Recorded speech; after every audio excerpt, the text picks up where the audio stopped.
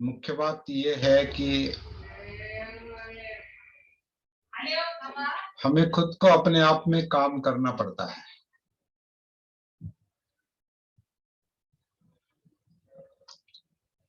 दूसरा कोई हमें आगे या अंदर गहराई में ले जाने में परमानेंटली सहायक नहीं हो सकता, कोई भी नहीं हो सकता। और अपने आप में उतरने के लिए वो रास्ता वहीं पर है, वो ढूंढना पड़ता है पहले। वो रास्ता पहले ढूंढना पड़ता है, फिर चलना पड़ता है। रास्ता पहले दिखाई देना पड़ता है, दिखाई देना चाहिए, और फिर चलने का संकल्प बनना चाहिए। दृष्टि और संकल्प। पहले रास्ता दृष्टिक्षेप में महसूस होना चाहिए कि शरीर ये काया आन करती है, अपान करती है।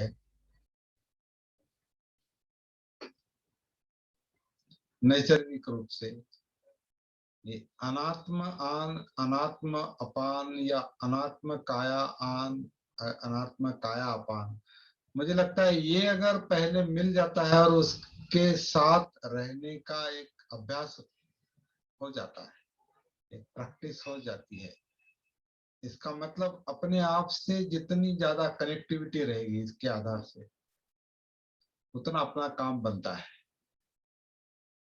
लेकिन ये साधना मुझे लगता है पहली पारी बहुत कठिन है।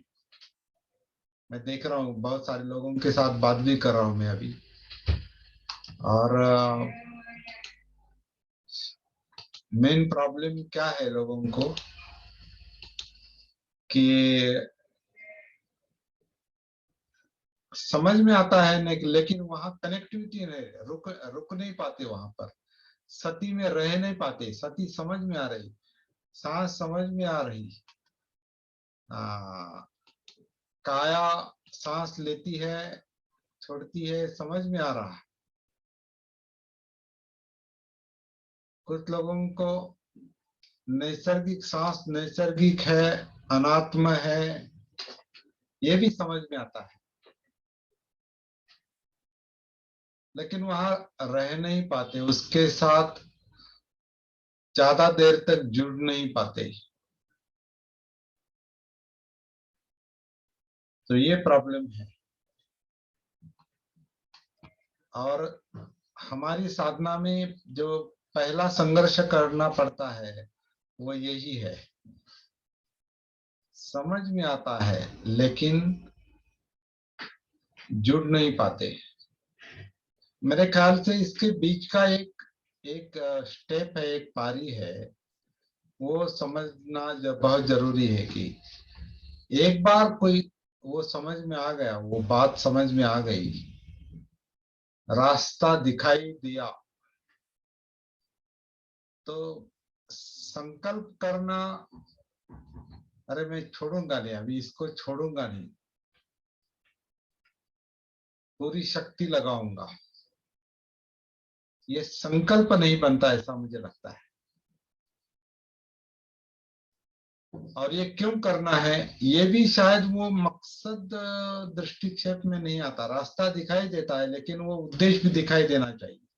और वो उद्देश्य जो है कि इस जीवन को दुख से मुक्त करना है, इस जीवन को दुख से मुक्त करना है, दूसरा काम ही नहीं है हमको। बाकी व्यवहारिक काम, सांसारिक काम चलेंगे, चलते रहेंगे, क्योंकि जिंदा रहना है, वो चलते ही रहेंगे। वो प्रॉब्लम आते रहेंगे, जाते रहेंगे, नए नए आएंगे, वो सुलझाएंगे, फिर नया आएगा। एक प्रॉब्लम से दूसरा प्रॉब्लम बड़ा हो सकता है, उससे तीसरा बड़ा हो सकता है, चौथा बड़ा हो सकता है। लेकिन इस जीवन को दुख से मुक्त करने का जो मकसद है, उद्देश्य है, संकल्प है, वो मेंटेन रहना चाहिए। अगर ये मकसद नहीं बनता है तो फिर रास्ता भी नहीं दिखाई देता ऐसा मुझे लगता है। रास्ता दृष्टिक्षेप में नहीं आता। सम्यक दृष्टि जो है, सम्यक दृष्टि रास्ता जो दिखाई देता है वो उद्देश्य के साथ दिखाई देता है। निकलने का जहां से हम हैं वहां से जहां पहुंचना है वो ठिकाना, वो उद्देश्य, जिसे समाधि कहा है। समाधि मतलब दुख मुक्ति है। इस बिखरे हुए जीवन को एकत्रित करना, इस जीवन के बिखराव को कम करते करते करते शून्य पर लाना, शायद यही शून्यता है एक अर्थ से। इस जीवन का बिखराव कम करते करते शून्य पर लाना, वहीं पर समाधि भी है और दुख मुक्ति भी है, और वो मकसद बनना चाहिए, वो उद्देश्य बनना चाहिए। और वहां तक जाने का जो रास्ता है, जिसे हम अभी सती साधना कहते हैं, जागृति की साधना कहते हैं, जो आनापान सती से सतीपट्ठान में और सतीपट्ठान से सप्तबोध्यांग में, और सप्तबोध्यांग का छठा चरण समाधि है, वो उद्देश्य है। लेकिन उसकी उसकी परिपूर्णता उपेक्षा में है, अनात्म में है, जिसका जिसका अभ्यास हम आरंभ से ही शुरू करते हैं। ये सती साधना की हमारी ये खासियत है ऐसी। ये बात थोड़ी समझ लेनी चाहिए हमको। ये खासियत है। क्या खासियत है कि जो अंत में जो काम करना है वो कभी कभी कठिन हो जाता है, क्योंकि समाधि की प्राप्ति मिलती है, बहुत कुछ समझ में आता है, बहुत ज्ञान मिलता है, बहुत अनुभव बढ़ता है। उतना अगर आत्मभाव भी बढ़ता है, मैं भाव भी बढ़ता है, तो वही अटक जाता है मन। क्योंकि वहां जो सुख मिलता है, समाधि से जो सुख मिलता है, वो सुख की भी चाहत अगर है, उसकी तृष्णा है, अटैचमेंट है, तो फिर वही प्रॉब्लम बन जाता है। इसलिए समाधि के बाद उपेक्षा बताया है, ऐसा मुझे लगता है। जो मध्यम निकाय का मूल पर्याय सूत्र वही बताता है। बहुत इंटरेस्टिंग बात है, मध्यम निकाय का पहला ही सूत्र अनात्मता बताता है, और वो भी 4 तरह के लोगों को वो शिक्षा दे रहे, बुद्ध तथागत। 4 तरह के लोग, मतलब जो अशिक्षित है उनको भी, जो सीख रहे हैं उनको भी, सीख रहे हैं उनको भी, जो पहुंच गए उनको भी, जो प्राप्ति हुई है उनको भी, जिनको प्राप्ति हो रही है अंतिम चरण में, उनको भी कहते हैं कि संभालो, अपने आप को संभालो। इसके बाद बहुत बड़ा ये एक धोखा है, एक भ्रम है कि मुझे अभी ये मिल गया, अभी ये परमानेंट हो जाएगा। लेकिन परमानेंट कुछ नहीं, अनित्यता है तो परमानेंट कुछ नहीं, प्राप्ति भी परमानेंट नहीं। लेकिन जब तक जीवन है तब तक ही वो प्राप्ति रहती है। लेकिन प्राप्ति को भी अगर छोड़ेंगे नहीं, तो वो प्राप्ति भी मरते दम तक कुछ प्रॉब्लम साथ में लेकर ही चलती है। ऐसा मेरे ख्याल से वो अनात्म का या उपेक्षा का कहना है। उपेक्षा बताने में बुद्ध का कहना वो है। तो वो जो अनात्मता है, उसकी उसकी साधना, उसकी प्रैक्टिस हम शुरू से ही करने की कोशिश करते हैं कि जैसे सांस हम नहीं लेते, हम नहीं छोड़ते, सांस नैसर्गिक रूप से शरीर लेता है, नैसर्गिक रूप से शरीर छोड़ता है। ये नैसर्गिक आन और नैसर्गिक अपान जो काया करती है,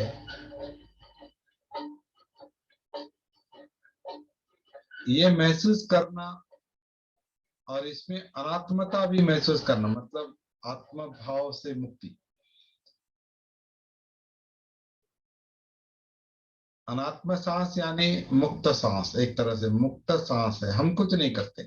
अभी भी हम देख सकते हैं, महसूस कर सकते हैं, कुछ नहीं करना है, फिर भी आनापान हो रहा है।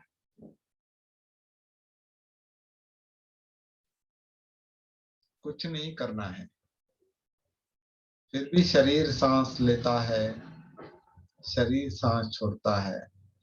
तो ये कुछ ना करना, ये अनात्म बोध है। क्योंकि इसमें अन आत्म, आत्म नहीं, मैं नहीं कर रहा, मैं नहीं सांस ले रहा, मैं नहीं छोड़ रहा। तो सांस के लेवल पर ही अनात्मता है। ये दृष्टि अगर शुरू से ही साधना के साथ डेवलप होती है, तो मेरे ख्याल से जब हमको कभी समाधि मिलेगी, समाधि का सुख मिलेगा, मतलब दुख मुक्ति मिलेगी, तो उस वक्त ये अनात्मता का बोध भी हमें वहां काम आएगा।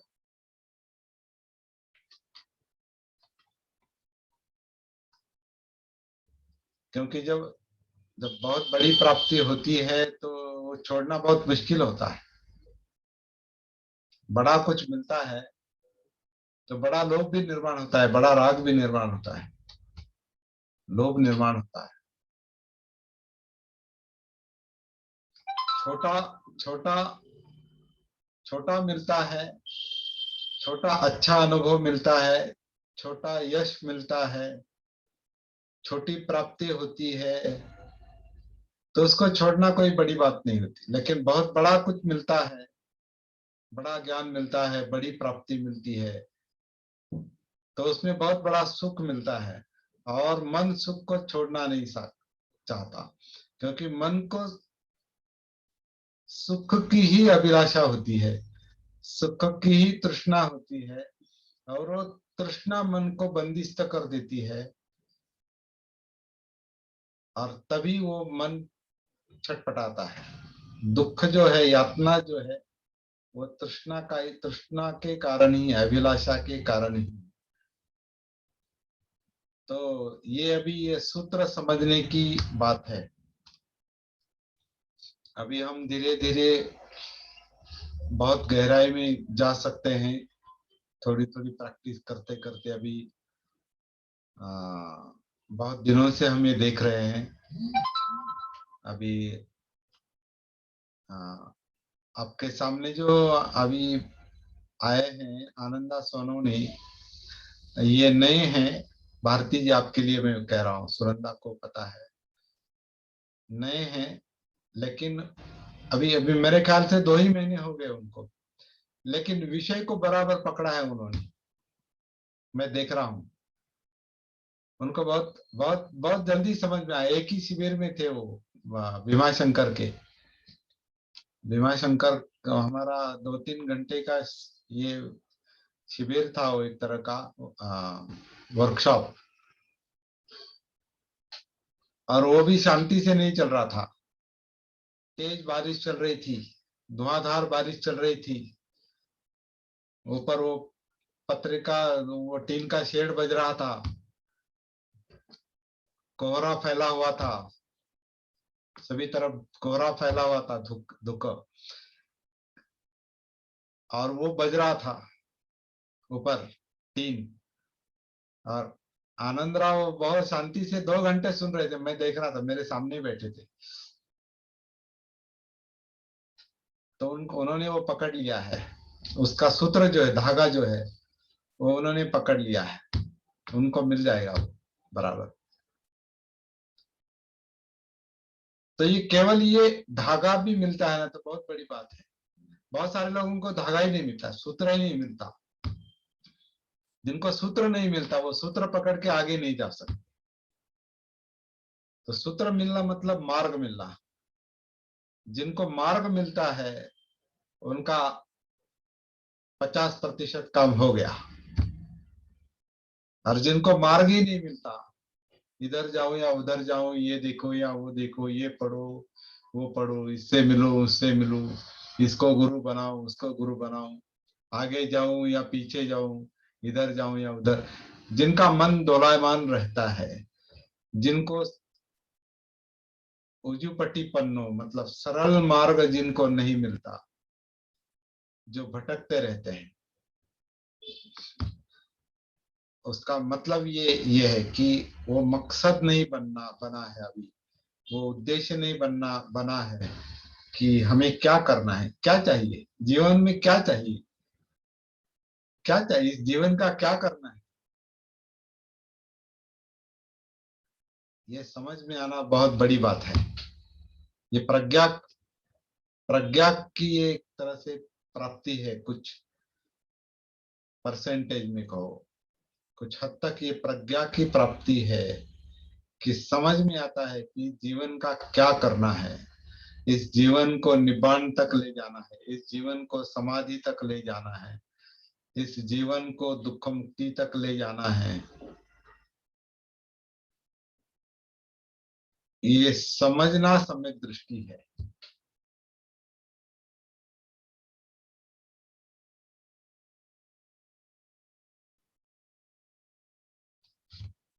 लेकिन कुछ बातें समझ में भी आती है, उद्देश्य भी दिखाई देता है, ध्येय भी दिखाई देता है, हम जहां से निकले हैं वो भी समझ में आता है, यहाँ से वहां तक जाने का रास्ता भी दिखाई देता है। लेकिन फिर भी बहुत बड़ी अड़चने होती है, दिक्कतें होती है, और वो दिक्कतें व्यावहारिक हो सकती है, सांसारिक हो सकती है, और हमारी मानसिक भी हो सकती है। क्योंकि मन जो है वो हमेशा भागदौड़ करता है, क्योंकि मन के सामने और मन में कई सारे उद्देश्य होते हैं, और उद्देश्यों के पीछे, कई उद्देश्यों के पीछे मन भागता है, कभी कभी चारों तरफ भागता है। तो रास्ता दिखाई भी देता है, समझ में भी आता है, लेकिन मन की शक्ति चारों तरफ बिखरी हुई है। तो उसकी शक्ति अगर इकट्ठी नहीं है तो उसको चलना बहुत कठिन होता है। वो समझता है, हम समझते हैं क्या करना है, लेकिन मन का ये जो बिखरने का स्वभाव है, इसको पहले शांत करना पड़ता है, फिर ये चलने के काबिल होता है, चलने लायक होता है, आगे चल सकता है। पहले इसको शांत करना, भटके हुए मन को शांत करने की पहली आवश्यकता है। और इसीलिए हम सांस का आधार लेते हैं शुरू में। सांस, क्योंकि वो रास्ता है, अंदर उतरने का वो रास्ता है, वो जरिया है, माध्यम है। उसे नाव भी कहा है, बुद्ध ने उसे नाव कहा है। नाव, तराफा, मराठी में जिसे तराफा कहते हैं या नाव कहते हैं। तो एक बार नाव मिल गई चलने के लिए, क्योंकि जीवन प्रवाह है, जीवन गति है, जन्म से मृत्यु तक ये गतिशील रहता है। जीवन जीवन गति है, जीवन प्रवाह है, इसी प्रवाह में सुख दुख है। तो इस प्रवाह में जब तक हम उतरते नहीं, जब तक नाव का इस्तेमाल नहीं करते, हम इस प्रवाह में उतरते नहीं, तब तक दुख, दुख का कारण, दुख का निवारण, इसका ज्ञान नहीं होता, समझ में नहीं आता। इसलिए पहले उतरने का काम करना पड़ता है। इस जीवन प्रवाह में उतरेंगे। जो भटकता है, ये चाहिए वो चाहिए, ये नहीं चाहिए वो नहीं चाहिए, इतना चाहिए उतना चाहिए, ये बहुत तकलीफ देता है, ये अच्छा है, ये करके देखूं क्या, वो करके देखूं क्या, इस रास्ते से जाकर देखूं क्या, उस रास्ते से जाकर देखूं क्या। तो ऐसी कोशिश करने में, ऐसा भागदौड़ करने में ही सारी जिंदगी जाती है बहुत सारे लोगों की। क्योंकि कई सारे रास्ते दिखाई देते हैं, लोग लोग दिखाई देते हैं, कुछ लोग इधर चल रहे हैं, कुछ उधर चल रहे हैं, कुछ इधर चल रहे हैं, कुछ कुछ नहीं कर रहे हैं। तो कभी कभी लगता है चलो कुछ दिनों तक इसके साथ चलेंगे, कुछ दिनों तक उसके साथ चलेंगे, कुछ दिनों तक इनके साथ चलेंगे, और कभी कभी लगता है छोड़ दो, क्या करना है, अब खाओ पियो मजा करो, क्या सोचना है जीवन का, क्या करना है, और दुख मुक्ति और निब्बान, क्या करना है इसका, ऐश करो। फिर दोबारा जीवन मिलता है नहीं मिलता है, तो ये संभ्रम निर्माण होता है, और फिर बैठ जाता है। एक तो इधर उधर भागता है, नहीं तो बैठता है। तो इधर उधर भागता है वो चंचलता है, और बैठता है वो जड़ता है, थीन मिथ्या। और जो दौड़ता है भागता है इधर उधर उधर, उसको उद्धच्च कुकुच्च कहा है, मतलब भागता है इधर उधर इच्छाओं के पीछे, तृष्णाओं के पीछे। क्योंकि मन में कई संकल्प होते हैं, सम्यक संकल्प नहीं होता, कई संकल्प होते हैं, कई उद्देश्य होते हैं। तो नींद में भी उसके पीछे भागता है, तभी तो सपने आते हैं ना। सपने मतलब क्या, जो कुछ मन सोचता है, वो अजागृत अवस्था में भी उसका काम चलता है, तो सपने भी वही देखता है, मतलब सपने में भी भागता है, जागते हुए भी भागता है, सोते हुए भी भागता है, तो भागता ही रहता है। और कहाँ भागता है ये पता नहीं, लेकिन भागता है।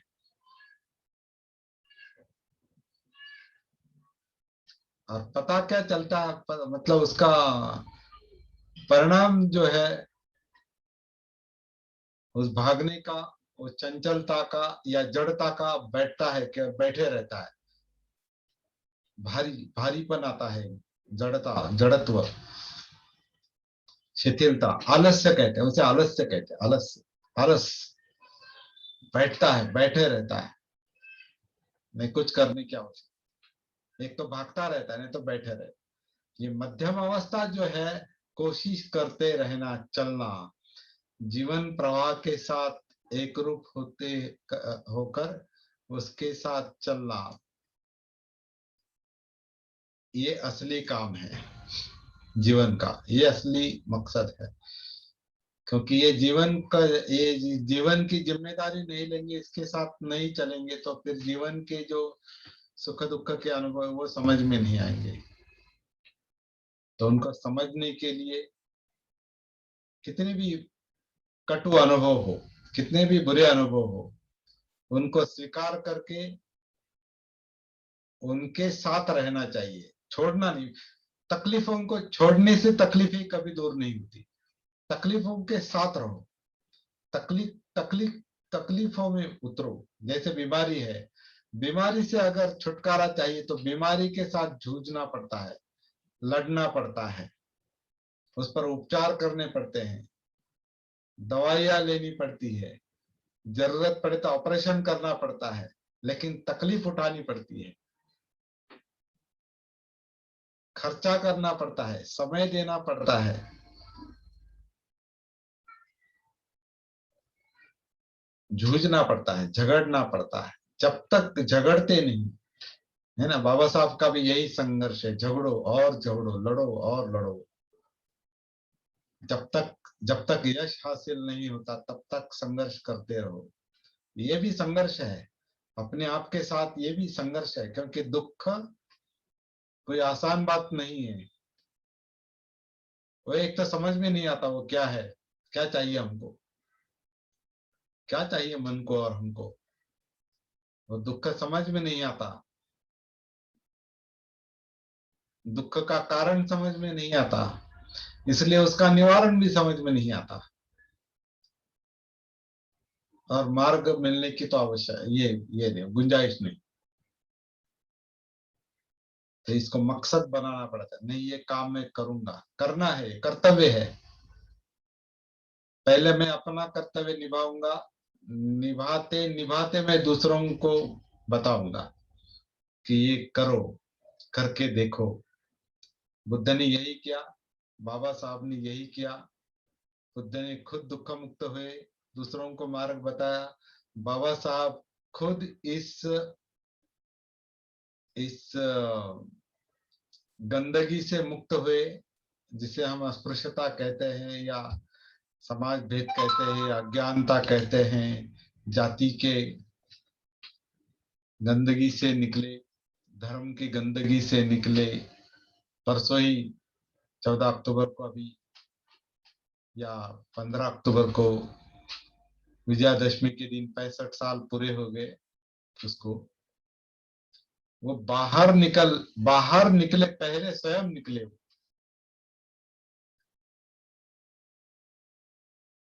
वो बाहर कब निकले ये बताना बहुत मुश्किल है। मुझे तो लगता है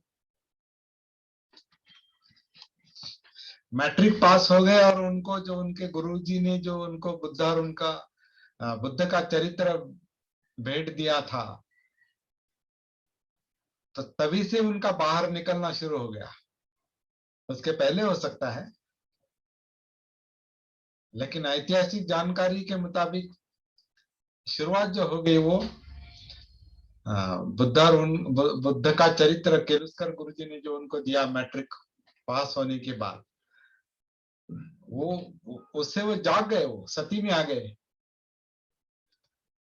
जागरूक हो गए जीवन के प्रति कि कैसे कैसे जी रहे हैं। पिताजी से भी कहते हैं कि आप हमें ये रामायण और महाभारत पढ़ने के लिए कहते हैं, यह लेकिन बुद्ध बुद्ध पढ़ने के लिए हमें क्यों नहीं आप उत्तेजित करते, क्यों नहीं प्रेरणा देते? ये अपने पिताजी से पूछते हैं वो। तो वही 17 साल की उम्र में, मेरे ख्याल से 16-17 साल की उम्र में वो जागृत हो गए। और उनका जो जागृति का जो सती का जो जो प्रवास है, जर्नी है, वो निरंतर जारी रही।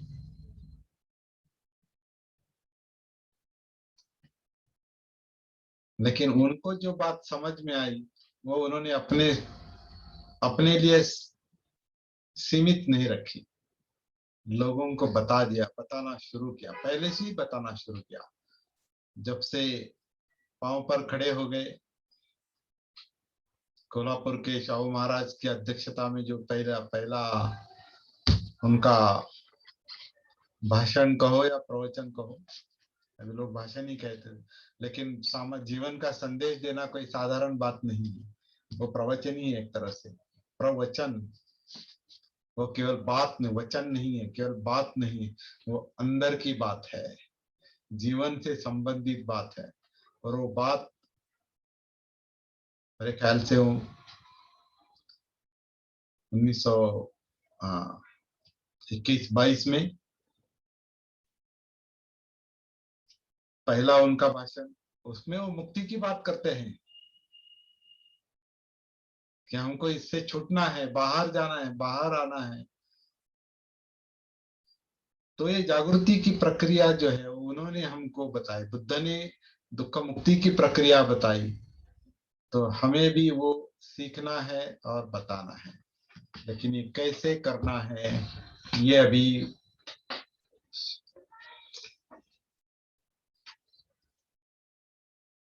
कुछ हद तक आपके समझ में आया होगा।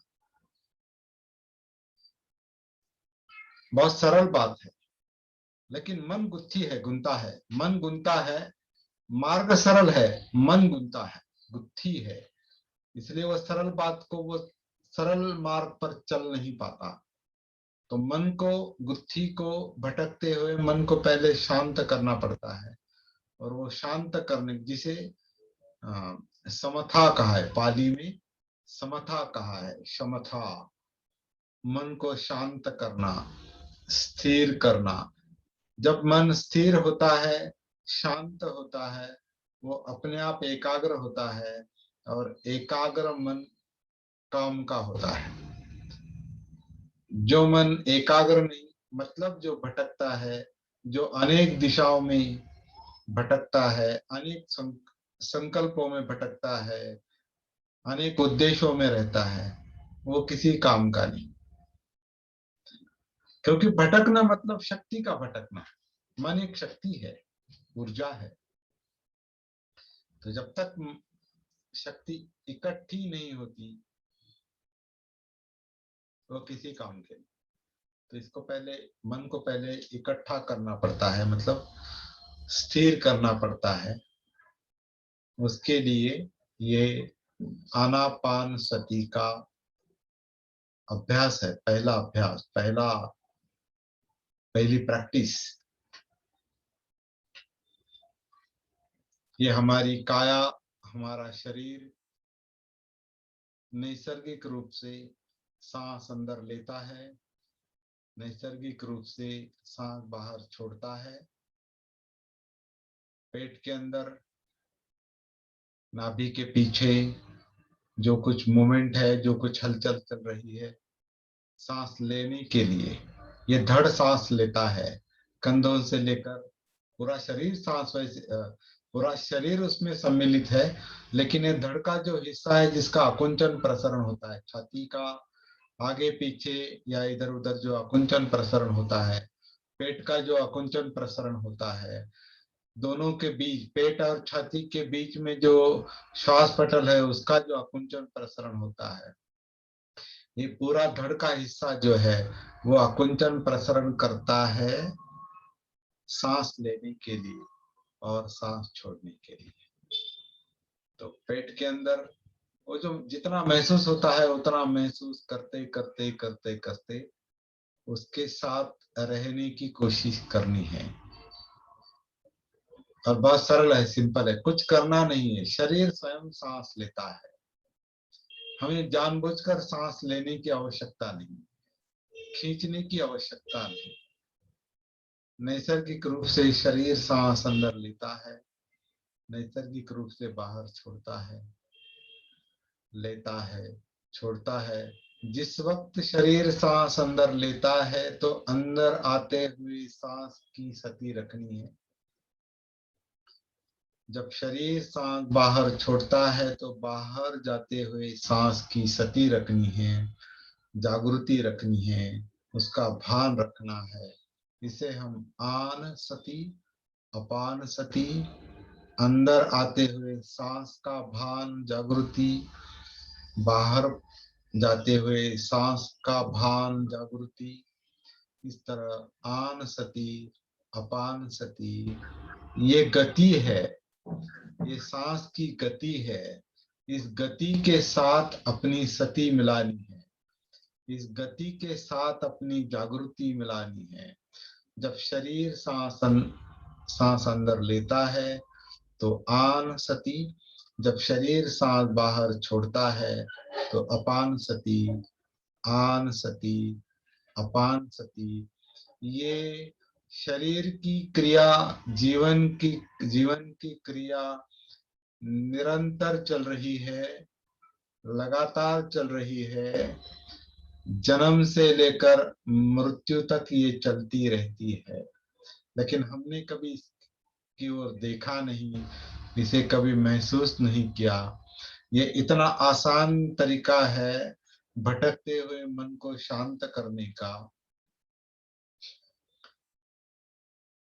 और सबसे नजदीक है, कहीं से लाना नहीं है, नजदीक है, नैसर्गिक है। लेकिन भटके हुए मन को, अशांत मन को, अस्थिर मन को ये महसूस करना बहुत कठिन जाता है। ये है आसान, करने के लिए बहुत आसान है, लेकिन मन का टिकना बहुत कठिन होता है। क्योंकि मन भटकता है, मन चंचल है, मन चिंताओं में व्यस्त रहता है, मन अस्थिरता में व्यस्त रहता है, मन इच्छा आकांक्षाएं और तृष्णा में व्यस्त रहता है। मन डिप्रेशन, यानी जिसको जिसको हम कहते हैं दिल बैठ जाना, मतलब खजील होना, दिल बैठ जाना, इसमें मन की शक्ति कुंठित होती है। काम छंद में होती है, द्वेष में होती है, उद्धच्च कुकुच्च यानी भटकने में मन की शक्ति बिखरती है, जड़ता में मन मन निष्क्रिय हो जाता है।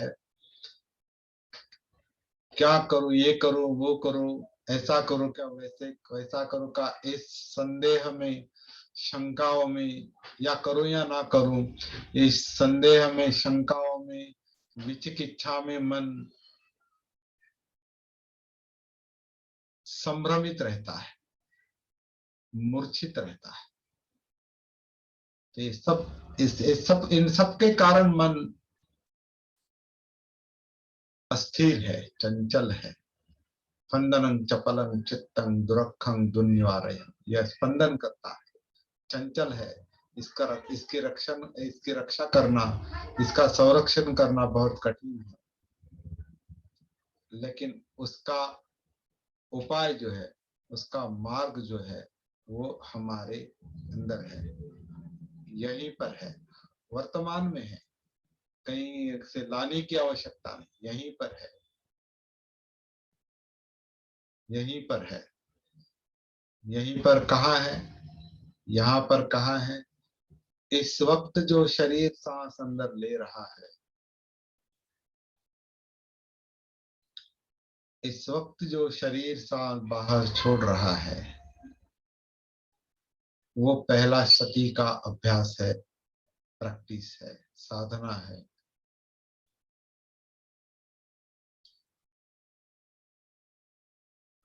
और वो महसूस करते करते दूसरी कई सारी बातें, कई सारे कई सारे हलचलें अंदर आपको महसूस हो सकती है। केवल सांस नहीं, सांस, क्योंकि सांस कोई अलग, शरीर से अलग बात नहीं, शरीर का हिस्सा है, शरीर का एक कार्य है। तो सांस को महसूस करते करते शरीर के बाकी के जो कार्य है, जिनमें हलचलें चल रही, गति है, वो भी महसूस हो सकती है।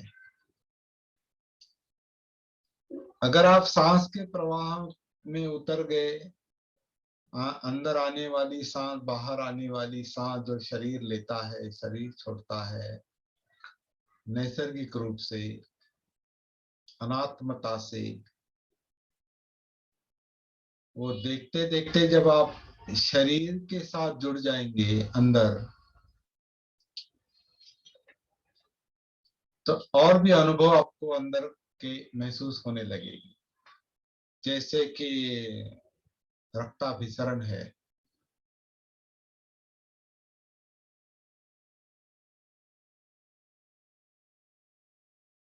रक्ताभिसरण की गति जो है वो सिर से लेकर पांव तक चलती है।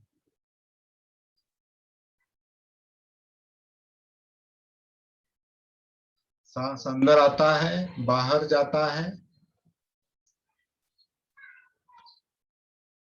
वो रक्त शुद्धि के लिए है।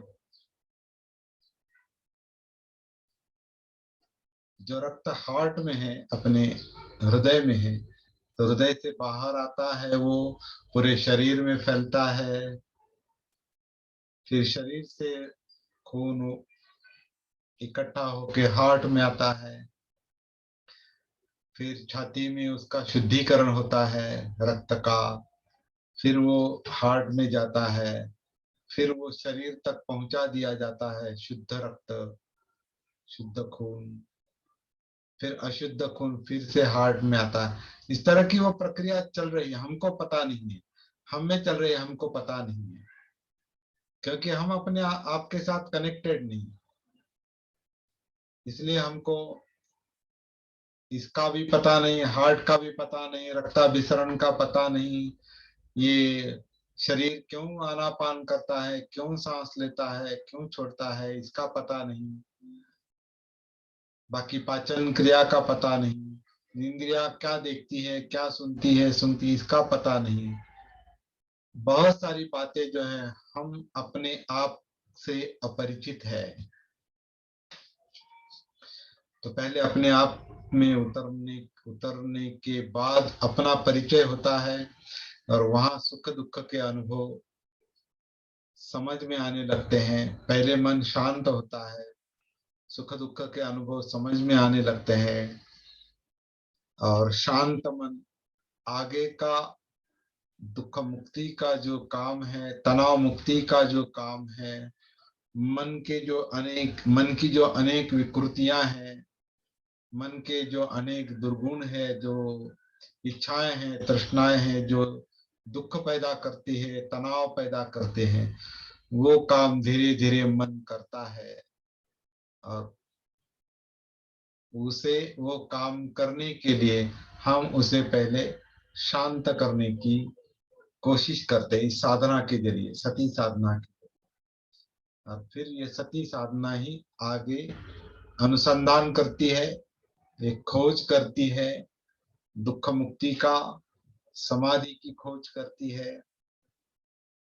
और धीरे धीरे एक समय ऐसा आएगा, आता है, आने ही वाला है, जहां हम पूरी तरह से दुख से मुक्ति का अनुभव कर पाएंगे।